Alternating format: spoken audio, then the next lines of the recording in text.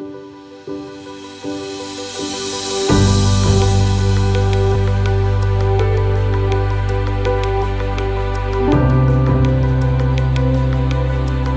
been a huge increase in interest and popularity of meadows in urban areas, and I think there are several reasons for that.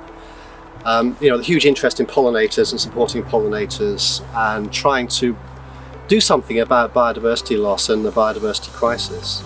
Because meadows, have a role to play in climate change and dealing with that, and that's a really special thing that we can work with.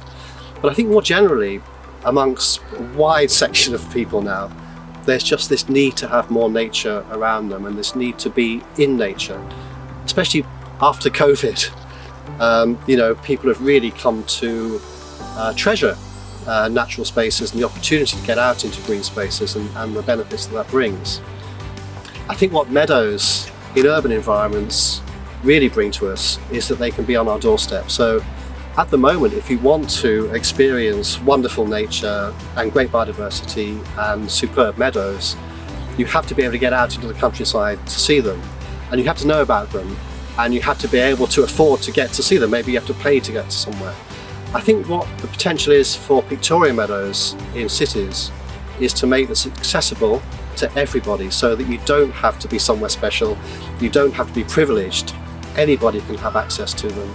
And we've developed the ways to make it feasible, easy and reliable to do this. So what's to stop us filling our spaces in towns and cities with meadows? I think Pictorial Meadows have a really important role in an urban environment, because to me they open the door to be able to do many more ecological and naturalistic things. This is in the middle of a housing area where people are seeing it all the time. It has to look good, it can't look scruffy and untidy and messy, otherwise people will be really switched off by that, and people say we don't want any more of that. I think Pictorial Meadows are really like an enhanced meadow, like an amplified meadow. They're switching the volume up on nature to really grab people's attention and interest and love and attachment.